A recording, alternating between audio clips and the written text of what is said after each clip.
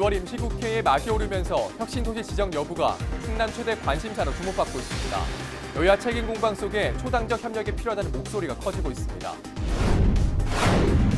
충남권 대학들이 코로나19 예방을 위해 중국인 유학생들에게 개별 입국을 자제하고 26일에서 28일 사이에 입국할 것을 권고했습니다. 입국 후에는 기숙사 등에서 임시 격리 생활하도록 할 방침입니다. 충남도가 서산 오토밸리 산업 폐기물 매립장에 영업범위 제한 조건을 삭제한 조치와 관련해 시민사회단체들의 반발이 계속되고 있습니다. 허가 당시 원안대로 산단 내 폐기물만 매립해야 한다는 주장입니다. 21대 국회의원 선거를 앞두고 예비 후보들에 대한 여야의 공천 윤곽이 드러나고 있습니다. 충남 지역 공천 현황 살펴봅니다. 헬로티비 뉴스 충남 지금 시작합니다.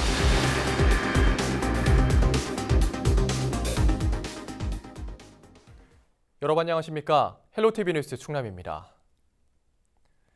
4.15 총선 전 마지막 국회가 될 임시국회가 17일부터 한 달간 열립니다. 충남에선 혁신도시 지정 근거가 되는 국가균형발전특별법 개정안 통과 여부가 최대 관심사인데요. 지정 여부의 갈림길을 앞두고 여야 책임 공방이 이어지면서 초당적 협력이 필요하다는 목소리가 커지고 있습니다. 한보모 기자입니다. 균특법 발의자 중 한 명인 자유한국당 홍문표 의원.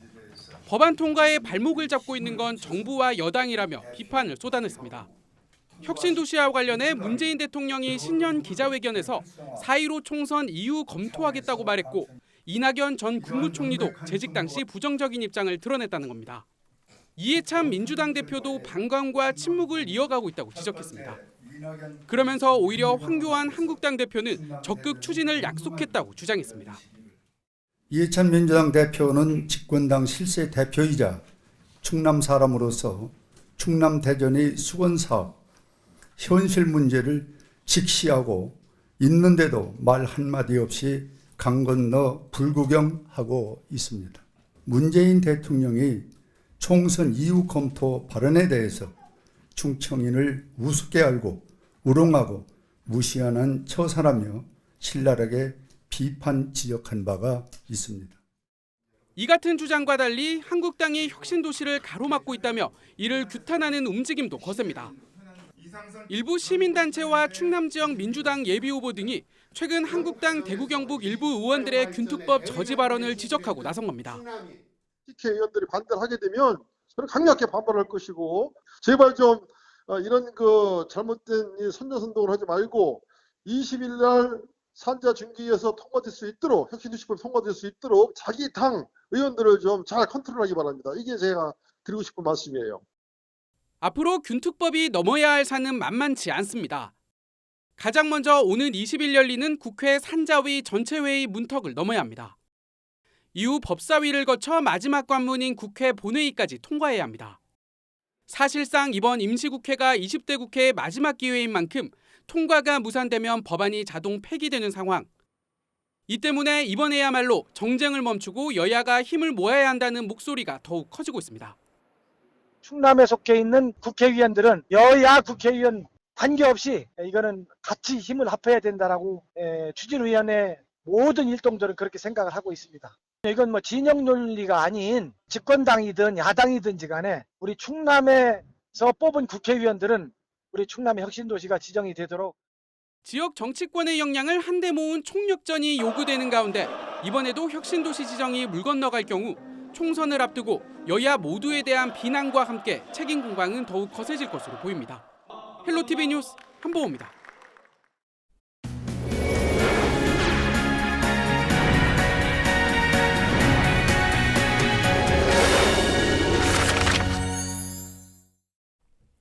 충남도가 서산 오토밸리 산업 폐기물 매립장에 영업범위 제한 조건을 삭제한 조치와 관련해 시민사회단체들의 반발이 계속되고 있습니다.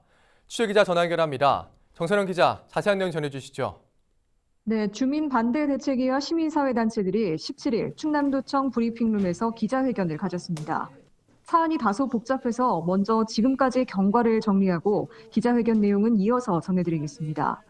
서산 지곡면 오토밸리에 위치한 이 산폐장은 산단 내에서 발생하는 폐기물만 매립한다는 조건으로 지난 2014년 충남도로부터 승인을 받았습니다.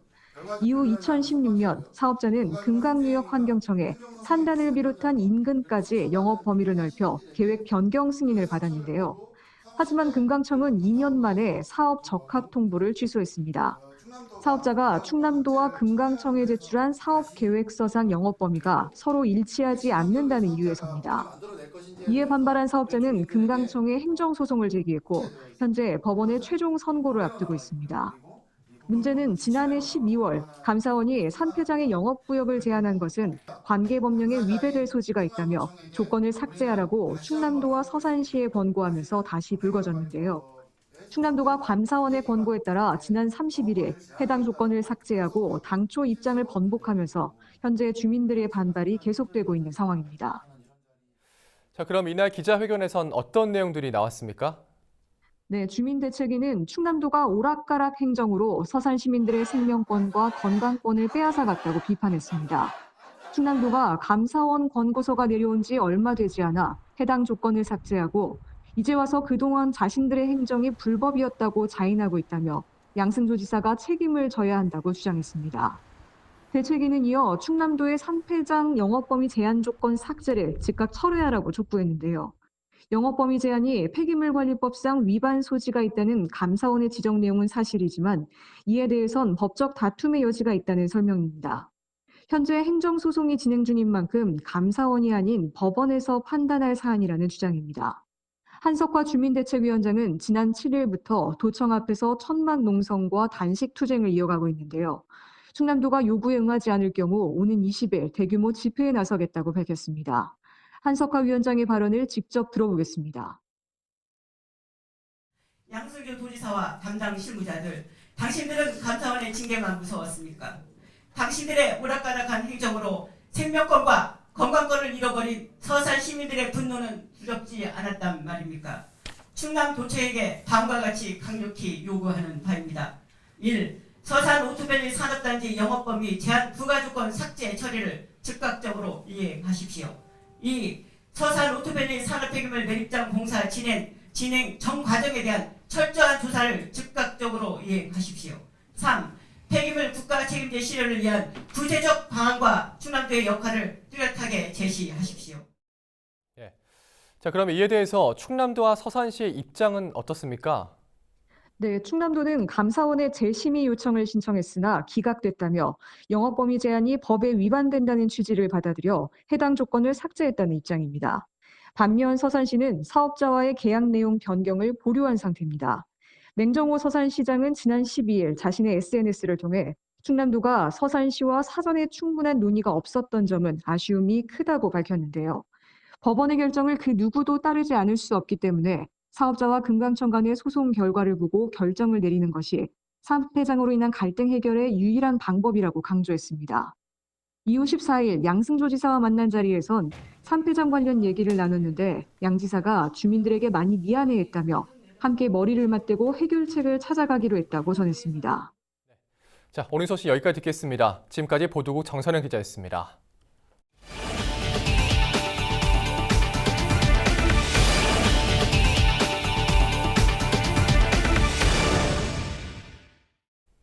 충남권 대학들이 코로나19와 관련해 중국인 유학생들에게 개별 입국을 자제하고 26일에서 28일 사이에 입국할 것을 권고했습니다. 대학들은 유학생들이 입국하면 공항에서 전용 버스로 학생들을 수송하고 미리 확보해 놓은 기숙사나 학교 밖 시설에서 임시 격리 생활하도록 할 방침입니다. 충남도에 따르면 도내 20개 대학에 재학 중인 중국인 유학생 3,300여 명 중 2,300여 명이 방학을 이용해 모국을 찾았고 2,007명은 아직 중국에 머물고 있습니다. 21대 국회의원 선거를 앞두고 충남 지역 예비 후보들에 대한 여야의 공천 윤곽이 드러나고 있습니다. 먼저 더불어민주당 공천관리위원회는 당진 선거구에 공천을 신청한 어기구, 한광희 두 예비 후보에 대해 경선을 치르겠다고 밝혔습니다. 조한기 예비 후보가 공천을 신청한 서산 태안과 박수현 예비 후보가 공천을 신청한 공주 부여 청양 선거구는 오는 19일까지 후보자를 추가로 공모한다는 방침입니다. 17일부터 미래통합당으로 출범한 자유한국당의 경우 서산 태안 선거구의 성일종 의원이, 홍성 예산 선거구의 홍문표 의원이, 공주 부여 청양선거구엔 정진석 의원이 각각 이번 주 현역으로 공천 면접 심사에 참여합니다. 경선 지역 발표 등 1차 공천 심사 결과는 이달 말쯤 나올 것으로 전망됩니다. 코로나19 사태로 외출과 소비가 큰 폭으로 줄면서 지역 경제가 꽁꽁 얼어붙었는데요. 이에 대한 시민들의 걱정이 큽니다. 여론은 지금 박은경 기자입니다. 백화점도 자주 다녔는데 자주 안 가 이러면서. 안 나가는 편이에요. 손님이 안 와요. 관광객도 손님이 전혀 없으니까. 지금 경영 어려움 많아가지고 큰일 났습니다. 확진자 발생은 주춤하고 완치 사례도 이어지고 있지만 코로나19에 대한 불안감은 좀처럼 가라앉지 않고 있습니다. 버스나 지하철 타기만 해도 좀 불안해서 확실히 좀 안 나가는 편이에요. 사람 많이 있는 데는 가면은 거기 또 중국 갔다 온 사람들도 있을 거고. 지금 종합검진도 받아야 되는데 못 가고 있어요. 실제 한 설문조사에서는 직장인 10명 중 6명이 코로나19에 두려움을 느낀다고 답했고 일각에서는 외출을 꺼리면서 교통사고는 줄고 민간소음 민원은 늘었다는 웃지 못할 통계도 내놨습니다. 직격탄을 맞은 건 자영업자입니다. 손님이 안 와요. 지금 경영 어려움 많아가지고 큰일 났습니다. 꺼려하니까 그런 지장이 많이 있어요. 악화된 각종 경제 지표들도 쏟아졌습니다. 한국개발연구원은 관광이나 수출 등이 위축될 가능성을 경고했고 현대경제연구원도 1분기 국내 소비가 지난해 동기 대비 최대 0.4%포인트 줄어들 것으로 예상했습니다. 내수 위축이 현실화되자 정부도 축제 등 행사는 예정대로 진행하고 일상생활을 이어가자며 과도한 공포를 경계하고 나섰습니다. 이제는 지갑을 열 때라는 목소리도 나옵니다. 현재 대한민국 입장에서는 죽은 사람이 없지 않습니까? 솔직히 너무 그렇게까지 좀 위험하다고 그렇게 생각하지는 말고 지금은 이제 조금 좀 깔아앉고 있다고 이렇게 하니까 서로가 조금씩 나와가지고 했으면 좋겠다는. 물론 아직 시기상조라는 우려의 목소리도 있습니다. 우리나라에서는 조금 조용한 것 같은데 그래도 중국에서 계속 커지고 있고 예방하는 차원에서 취소되는 게 맞다고 생각합니다. 하지만 첫 확진자가 나왔던 4주 전에 비해 진정 국면으로 받아들이며 일상생활을 되찾는 시민도 늘고 있습니다. 지금 쾌유하고 이제 완치된 사람들도 많고 하니까 그렇게 걱정은 안 해요.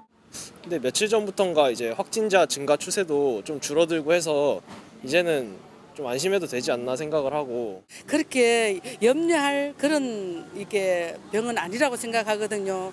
우리가 또 이렇게 너무 위축돼 버리면은 경제가 그렇잖아요.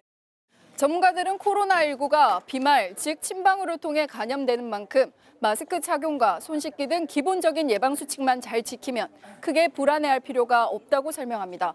철저한 개인 위생, 또 보건당국의 촘촘한 방역은 계속 이뤄져야겠지만 이제 과도한 공포감에서 벗어나 일상생활로 돌아가야 하지 않을까요? 헬로티비 뉴스 박은경입니다.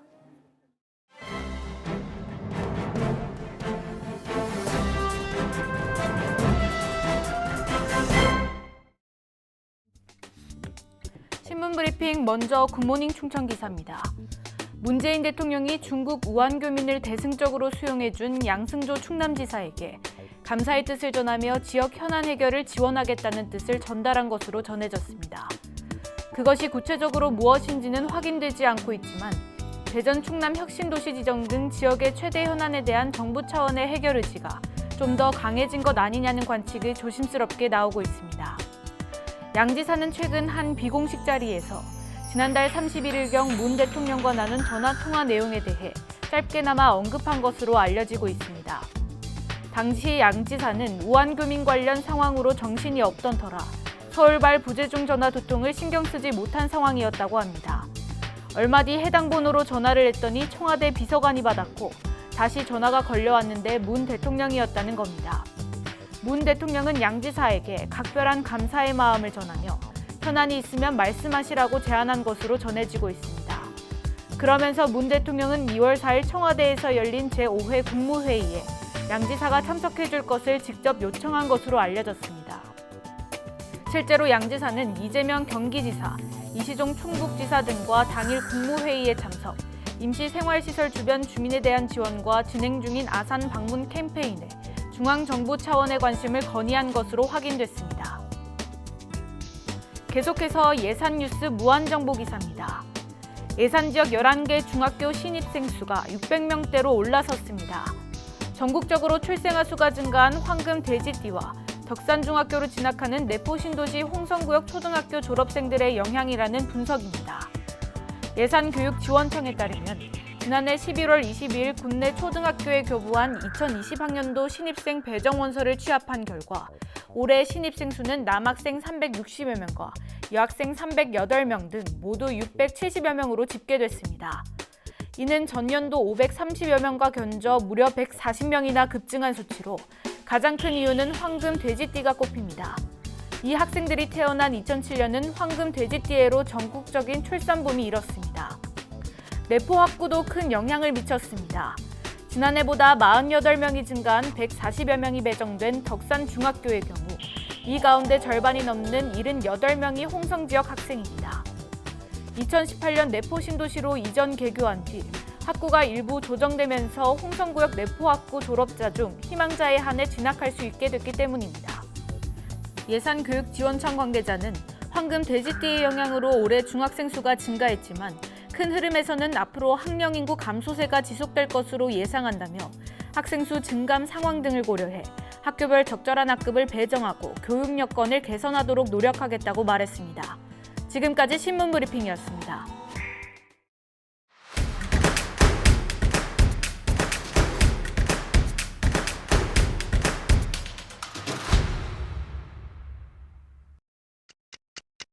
서산시가 중고등학생을 대상으로 스마트 리스닝 서비스를 제공합니다.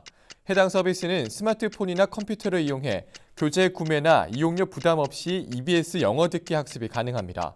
영어 듣기 문제와 실전 모의고사, 오답노트가 포함된 서비스를 이용할 수 있으며 스마트폰 앱스토어에서 내려받을 수 있습니다. 태안군과 태안군 수렵인 연합회가 함께 4월 9일까지 파종기 유해 야생동물 포획단을 운영합니다. 27명으로 구성된 포획단은 국립공원 등을 제외한 지역을 대상으로 고라니 등 유해 야생동물 포획을 진행합니다. 또 아프리카 돼지열병 확산 방지를 위해 멧돼지 기동 포획단을 별도로 운영할 계획입니다. 청양군이 청양농산물 군수 품질 인증제를 도입하기 위한 연구 용역을 실시합니다. 군은 품질 인증 구축 실무 협의회를 구성하고 타 지자체 사례를 검토해 올 상반기 중 조례 제정을 마무리할 예정입니다. 군수 품질 인증제란 관내 생산 농특산물의 품질을 군수가 책임지고 인증하는 제도입니다. 당진시가 평생학습 우수 동아리를 다음 달 2일까지 모집합니다. 신청 대상은 10인 이상으로 구성된 동아리로 매달 2번 이상 정기적으로 학습 모임을 진행하고 있어야 합니다. 선정된 동아리에게는 최대 100만 원의 활동비가 지원되며 신청을 희망하는 동아리는 당진시 평생학습 포털에 참고하면 됩니다. 지금까지 25초 뉴스였습니다.